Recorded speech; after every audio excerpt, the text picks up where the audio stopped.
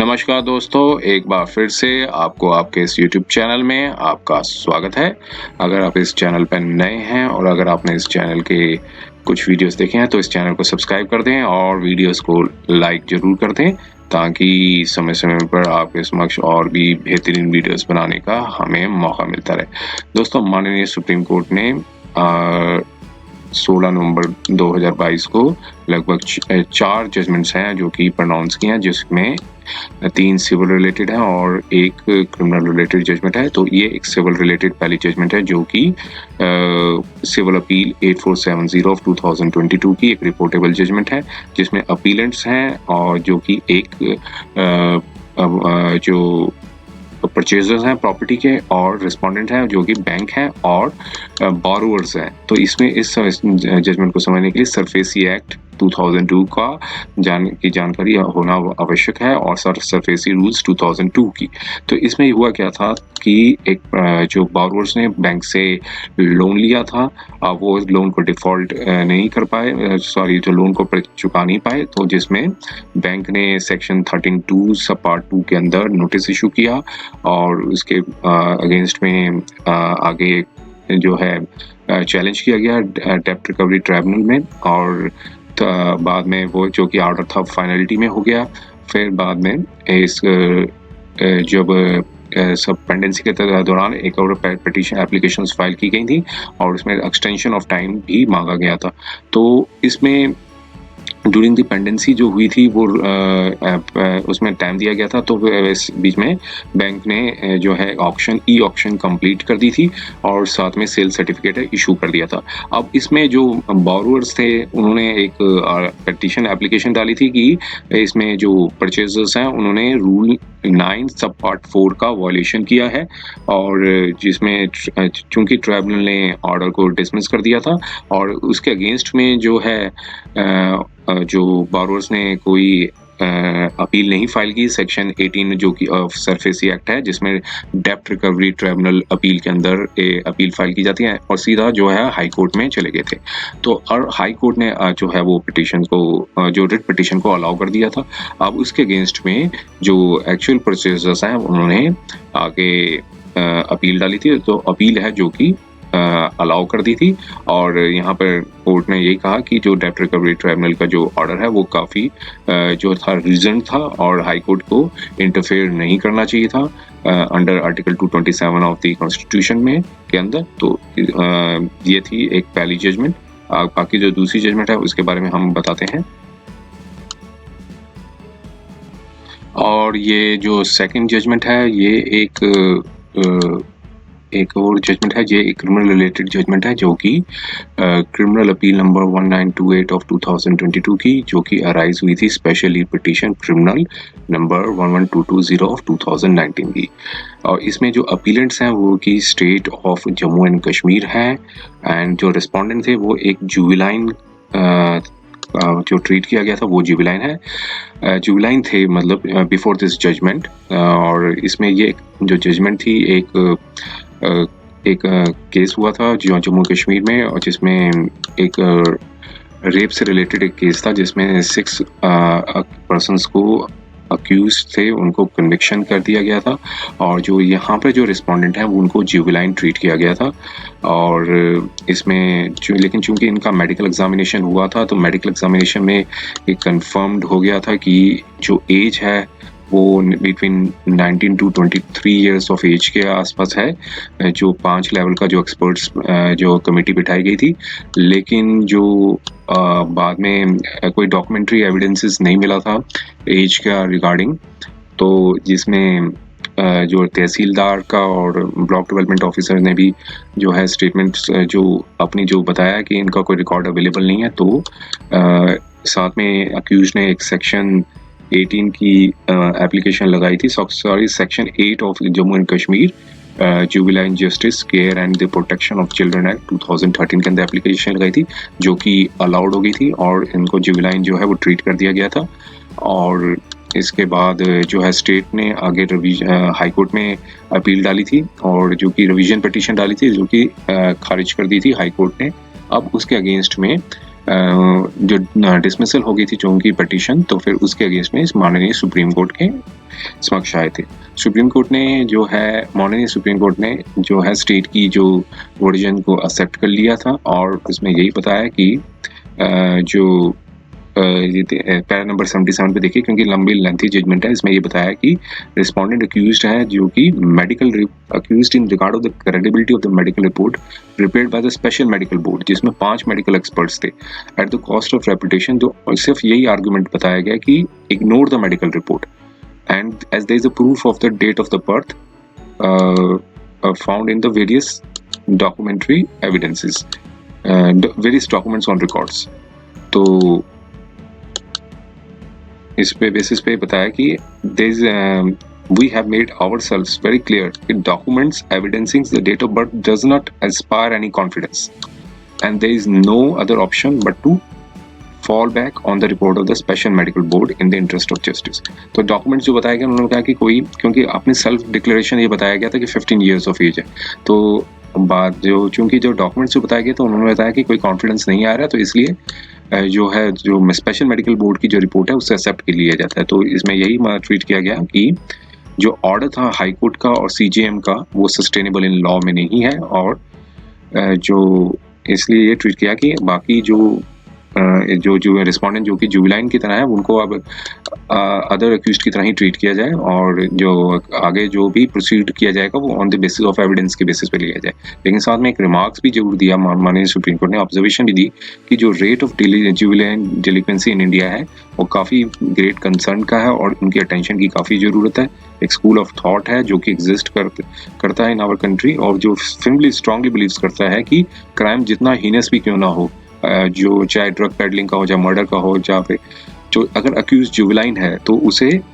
Treat किया जाना चाहिए कि रिफॉर्मेशन, गोल ऑफ रिफॉर्मेशन की तरह के ऊपर ही ध्यान दिया जाना चाहिए। लेकिन हम ये बिलीव करते हैं कि जो गोल ऑफ रिफॉर्मेशन जो है वो आइडियल है, लेकिन द मैनर जिस तरह से हीनस क्राइम किया जा रहा है पिछले कई सालों से, तो जो कि जुबिलाइन द्वारा किया जा रहा है, तो फिर उससे जो एक्ट जो बनाया गया है 2015 का, वो क्या वो बताया गया कि इट्स सबसर्वेंट इट्स ऑब्जेक्टिव। तो वही अब यहाँ पर ये इम्प्रेशन ये बताते हैं कि जुबिलाइंस जो है इन को जो डील किया जा रहा है in the name of reformation, इसकी वजह से मोर एंड मोर इम्बॉल्डेंट हो रहे हैं, बहुत प्रेरित हो रहे हैं कि हीनस क्राइम में एक्टिविटीज में एंगेज होने के लिए बहुत इंड्यूस्ड कर रहे हैं अपने आप को हीनस क्राइम्स में। तो ये गवर्नमेंट को देखना है कि जो इनेक्टमेंट 2015 का है वो इफेक्टिव है और समथिंग और ज़्यादा भी कुछ किया जा सकता है इस दौरान इसके अकॉर्डिंगली।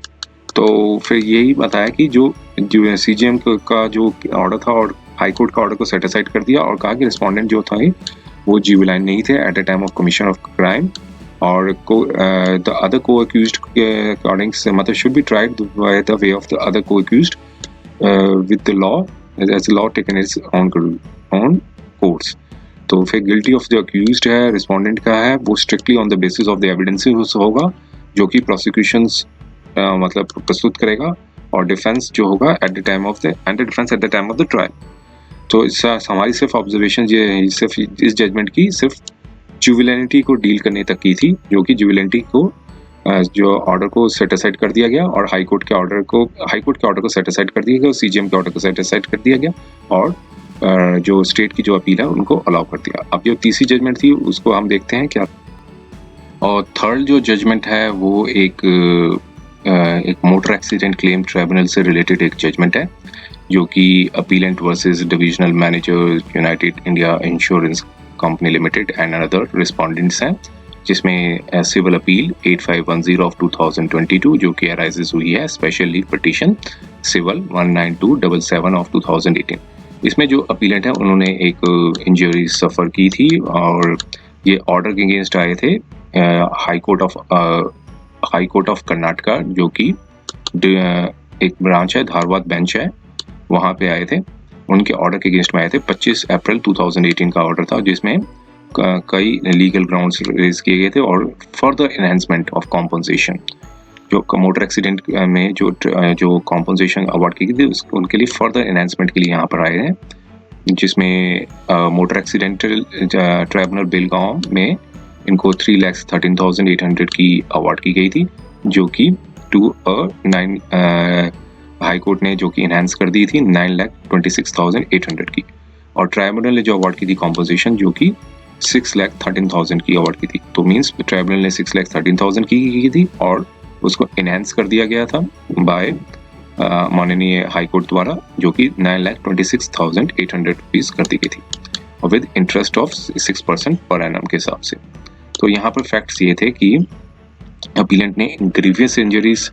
सफर्ड की थी, जो कि एक 8/7/2012 को, जबकि वो लेफ्ट साइड एक रोड है वहां पे चल रहे थे, तो एक लक्ष्मेश्वर क्रॉसिंग के समय जगह पे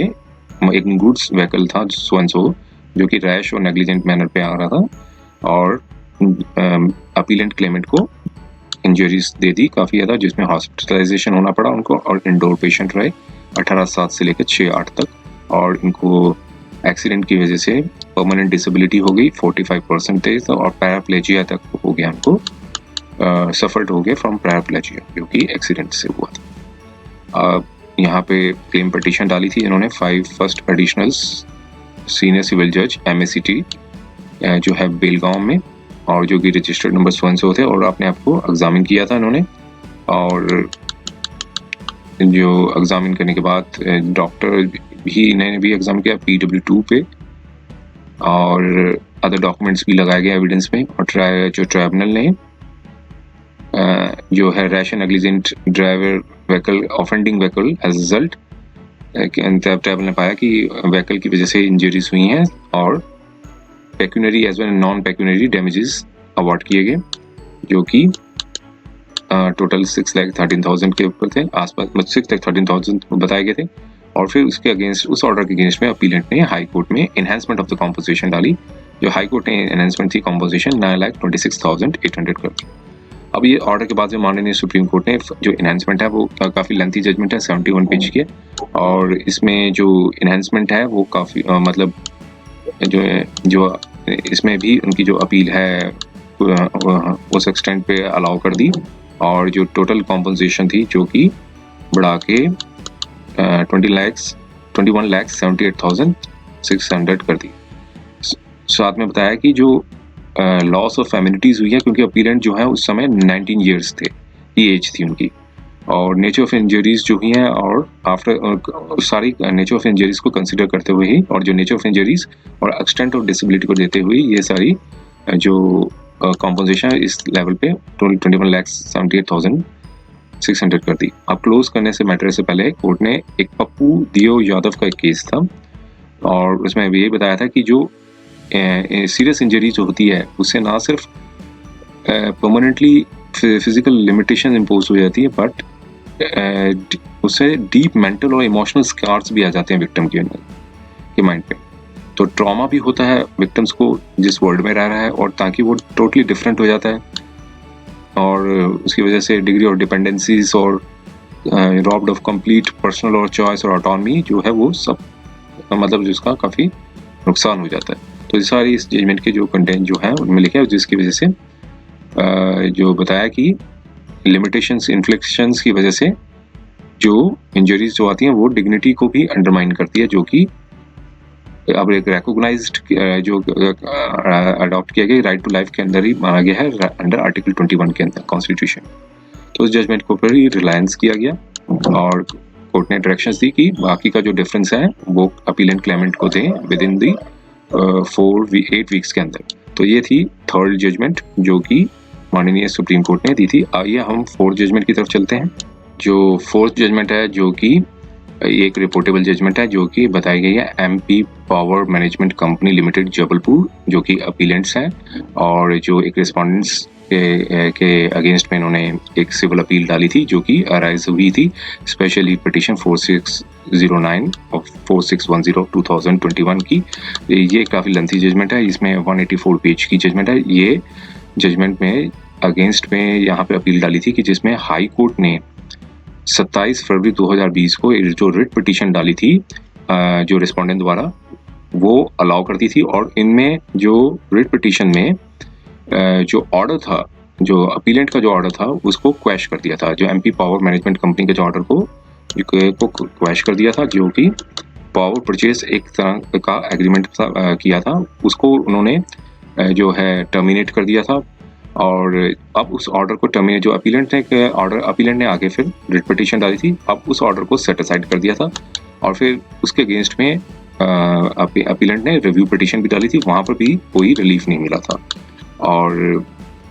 हाई कोर्ट ने अलग रिट पिटीशन थी रिस्पोंडेंट की अलाउ कर दी थी, लेकिन और साथ में रिव्यू पिटीशन भी, इस केस के जो अपीलेंट है उनकी जो रिव्यू पिटीशन भी खारिज कर दी थी। अब यहाँ पर माननीय सुप्रीम कोर्ट में आए थे और सुप्रीम कोर्ट ने भी जो है हाई कोर्ट के ऑर्डर में कोई इन्फर्मिटी नहीं पाई और जो है जो एग्रीमेंट था वो सस्टेन रहेगा। और जो रिट पिटीशन के जो यहाँ पे कोई इन्फर्मिटी नहीं पाई इम्प्यून जजमेंट में, तो इसलिए इंटरफेयर करने से माननीय सुप्रीम कोर्ट ने जो है मना कर दी। तो ये थी 4 जजमेंट्स जो कि ब्रीफली बताई गई हैं। उम्मीद है ये वीडियो आपको पसंद आया होगा। अगर ये वीडियो आपको पसंद आया है तो कृपया इस चैनल को सब्सक्राइब जरूर कर दें और वीडियो को लाइक कर दें, ताकि समय समय पर आपके समक्ष और भी बेहतरीन वीडियोस बनाने का हमें मौका मिलता रहे। समय देने के लिए बहुत बहुत धन्यवाद।